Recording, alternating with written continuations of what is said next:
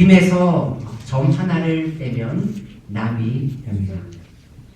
남에서 점 하나를 빼면 님이 됩니다. 어제의 적이 오늘의 동지가 되기도 하고, 오늘의 동지가 내일의 적이 되기도 합니다. 그 중심에 자리 잡고 있는 것이 무엇일까요? 이해관계입니다. 우리가 누군가와 이야기를 나누고 싶어 합니다. 그 이유는 대화를 통하여 상대방의 상황과 환경을 이해하고 알고 싶기 때문입니다. 그런데 때로는 다른 목적을 갖기도 합니다. 내가 원하는 것을 얻기 위해서 사람에게 다가가기도 합니다. 그 사람들은 상대방의 목소리를 주의 깊게 듣지 않습니다. 왜냐하면 그들은 오직 자신들의 목적에만 관심을 갖기 때문입니다.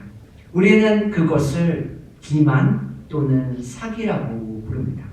오늘 본문의 배경은 유월절입니다.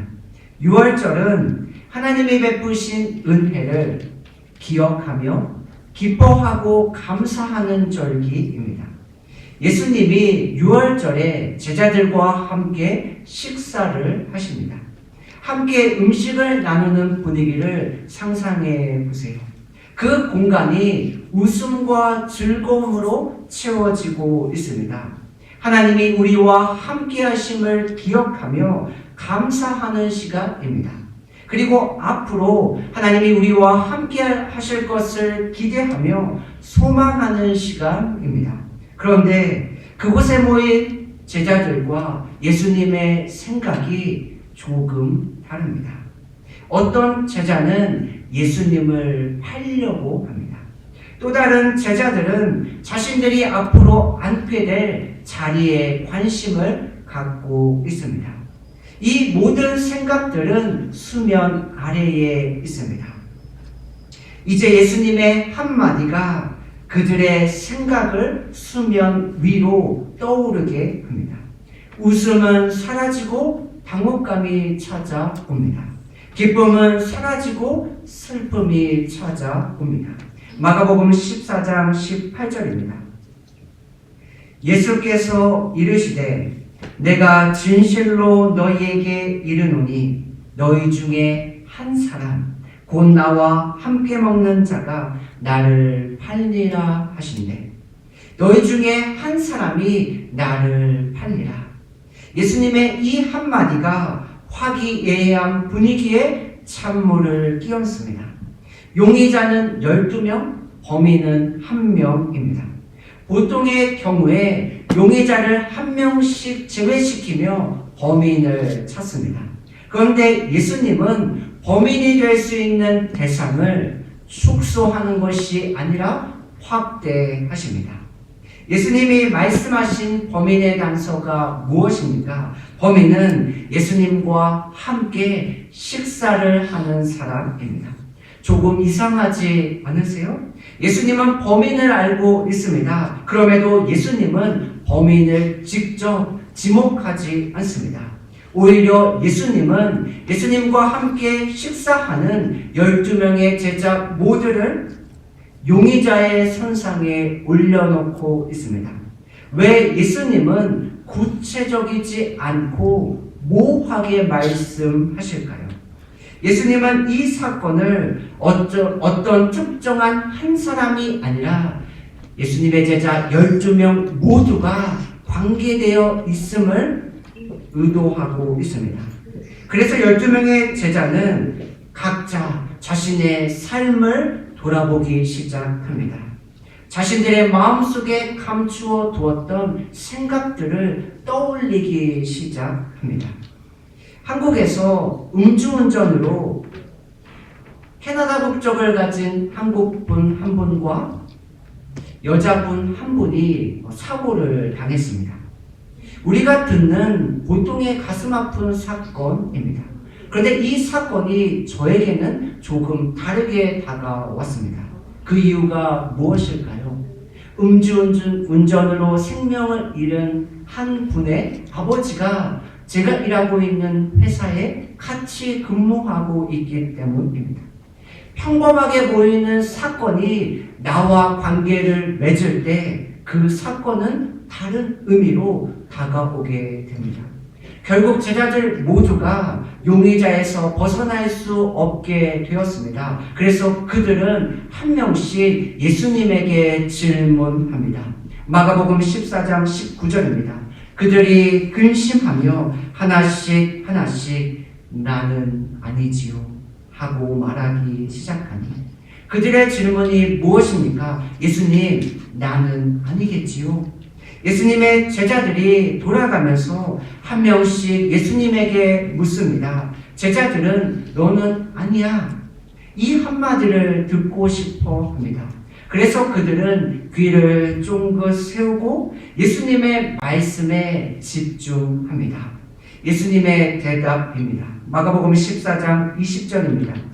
그들에게 이르시되 12 중에 하나 곧 나와 함께 그릇에 손을 넣는 자니라. 12명의 제자 모두가 예수님과 함께 빵을 적시고 있습니다. 따라서 예수님의 대답은 여전히 모호합니다. 밝혀진 것은 아무것도 없습니다. 범인은 누구일까? 나는 아닐 거야. 제자들의 머릿속에 여전히 맴돌고 있는 질문입니다. 그럼에도 범인은 우리무중이고 제자들의 머릿속은 여전히 복잡합니다. 이것이 오늘 말씀의 배경입니다. 이제 우리가 너무나도 익숙하게 알고 있는 성찬이 진행됩니다. 예수님은 제자들을 위하여 자신의 몸을 상징하는 빵을 주십니다. 예수님은 제자들을 위하여 자신의 피를 상징하는 포도주를 나누십니다. 조금 충격적이지 않으세요? 우리가 보통 누구와 함께 식사를 하나요? 나의 시간과 물질을 사용하여 함께 음식을 나누고 싶은 사람이 누구입니까? 친한 사람? 편한 사람? 신뢰하는 사람? 부담 없는 사람? 나와 결이 같은 사람입니다. 그런데 예수님은 자신을 팔 사람, 자신들의 이해관계로 모인 사람, 그 사람들과 함께 식사를 하십니다. 그뿐만이 아니라 예수님은 그 사람들을 위하여 자신의 몸과 자신의 피를 흘리십니다. 만약 성찬에 참여할 자격을 따지기 시작한다면 누가 성찬에 참여할 수 있을까요? 만약 예배에 참여할 수 있는 자격을 묻기 시작한다면 누가 예배에 참여할 수 있을까요? 예배와 성찬 모두 사람의 됨됨이와 자격이 아닌 오직 주님의 은혜로 참여할 수 있습니다. 오늘 이 시간 저와 여러분들이 이 은혜로 이 자리에 있는 줄로 믿습니다. 그럼 오직 은혜로 참여하는 예수님의 몸과 피는 어떤 의미를 가지고 있을까요? 첫 번째, 예수님의 몸입니다. 마가복음 14장 22절입니다. 그들이 먹을 때에 예수께서 떡을 가지사 축복하시고 떼어 제자들에게 주시며 예수님이 제자들에게 빵을 떼어 주십니다. 제자들이 예수님께서 주신 빵을 받으며 무엇을 생각했을까요? 5병이어와 7병이어입니다. 우리는 지난달에 2번에 걸쳐서 5병이어와 7병이어의 말씀을 함께 나눴습니다. 예수님은 보리로 만든 빵 5개와 물고기 2마리로 5,000명을 먹이십니다. 예수님은 보리로 만든 빵 7개와 생선 2마리로 4,000명을 먹이십니다. 그때 예수님이 하신 행동입니다. 마가복음 6장 41절입니다. 예수께서 떡 5개와 물고기 2마리를 가지사 하늘을 우러러 축사하시고 떡을 떼어 제자들에게 주어. 마가복음 8장 6절입니다. 예수께서 무리를 명하여 땅에 앉게 하시고 떡 7개를 가지사 축사하시고 떼어 제자들에게 주어. 오병이어와 칠병이어 그리고 오늘의 성찬까지 예수님께서 동일하게 반복하여 사용하는 단어가 있습니다. 무엇입니까? 가지사, 축복하시고 떼어 주시며입니다. 예수님은 제자들에게 자신의 몸을 주시기로 오병이어에서 칠병이어에서 이미 보여주고 계십니다.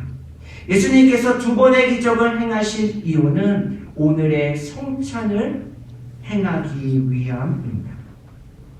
과거에 이스라엘 백성들은 빵을 먹음으로 자신들의 배고픔을 해결했습니다. 그러나 이제 우리는 예수님께서 우리에게 주신 몸을 기억하고 먹음으로 우리의 배고픔을 해결받습니다. 우리의 매일의 삶 속에서 주님과 함께 함으로 우리의 배고픔을 해결받는 복된 삶이 되시기를 예수님의 이름으로 축복합니다. 두 번째, 예수님의 피입니다. 예수님은 제자들에게 빵을 떼어 주시며 빵의 의미를 말씀하십니다. 그런데 예수님은 제자들에게 포도주를 나눠 주시고 제자들이 받은 포도주를 다 마신 후에 포도주의 의미를 말씀하십니다. 마가복음 14장 23절입니다. 또 잔을 가지사 감사기도 하시고 그들에게 주시니 다 이를 마시매. 예수님께서 우리를 위해서 흘리신 보혈은 시각적으로 만족하는 것이 아닙니다. 제자들이 포도주를 다 마십니다. 제자들이 마신 포도주는 제자들의 몸 안에 들어가 그들의 몸에 흡수됩니다. 우리가 예수님의 흘리신 보혈을 기억하고 마심으로 예수님의 보혈을 우리의 삶에서 경험해야 합니다. 그때 예수님이 말씀하신 우리를 위하여, 너를 위하여, 나를 위하여, 모두를 위하여 흘리신 예수님의 피, 곧 언약의 약속이 이루어집니다. 제자들이 마신 포도주의 의미를 예수님이 설명합니다. 마가복음 14장 24절입니다. 이르시되 이것은 많은 사람을 위하여 흘리는 나의 피, 곧 언약의 피니라. 이번에도 동일합니다. 예수님이 나눠주신 포도주의 잔을 받으며 제자들이 무엇을 생각했을까요? 어떤 장면을 떠올렸을까요? 출애굽기 20장 8절입니다. 모세가 그 피를 가지고 백성에게 뿌리며 이르되 이는 여호와께서 이 모든 말씀에 대하여 너희와 세우신 언약의 피니라. 모세는 동물의 피를 백성들에게 뿌립니다. 그리고 이 피는 하나님이 우리와 맺은 언약이라고 이야기합니다. 그러나 예수님은 동물의 피가 아닌 자신의 피를 저와 여러분들에게 주셨습니다. 그리고 이 언약의 피는 예수님을 믿는 사람들 속에서 역사합니다. 이제 우리는 예수님께서 우리를 위해 흘리신 보혈을 기억하고 마심으로 매일의 삶 속에서 죄를 이기며 거룩한 삶을 살아가게 됩니다. 우리의 일상의 삶 속에서 십자가의 보혈의 능력을 경험하는 복된 삶이 되시기를 예수님의 이름으로 축복합니다. 이 은혜가 우리 가운데 경험되기를 위하여 존재하는 모임이 있습니다. 주님의 식탁이라고 부르는 더 로즈 테이블 모임입니다.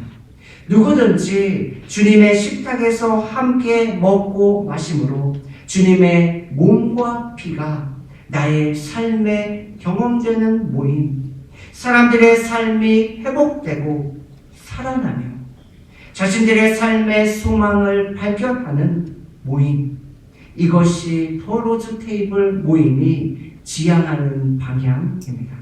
이 모임으로 인하여 작은 곳까지, 보이지 않는 곳까지 주님의 은혜를 흘려보내는 모임이 되기를 소망합니다. 그럼 이런 일상의 은혜를 경험할 때 생기는 힘이 무엇일까요?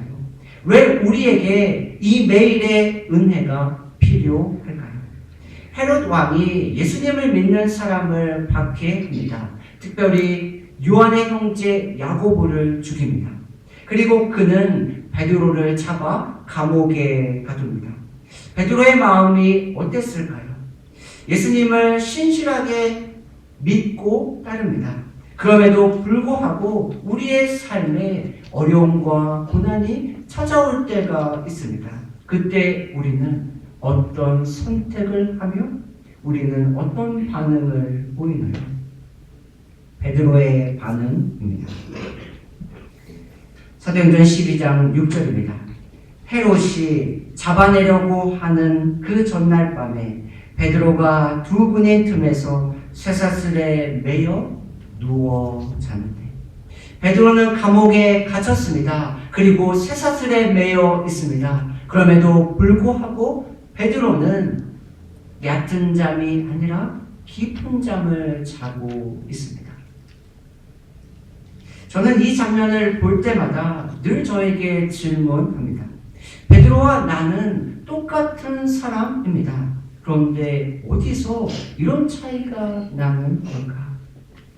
내 평생에 가는 길 순탄하여 늘 찬잔한 강 같든지 큰 풍파로 무섭고 어렵든지 나의 영혼은 늘 편하다. 어떻게 우리가 이 평안을 고백할 수 있을까요? 어떻게 우리가 이 평안을 누릴 수 있을까요? 우리의 대장 되시는 예수님께서 우리에게 매일의 잔치를 준비하고 계시기 때문입니다. 오늘 본문은 예수님이 제자들과 함께 나눈 마지막 식사입니다. 그래서 우리는 오늘 본문을 최후의 만찬이라고 알고 있습니다.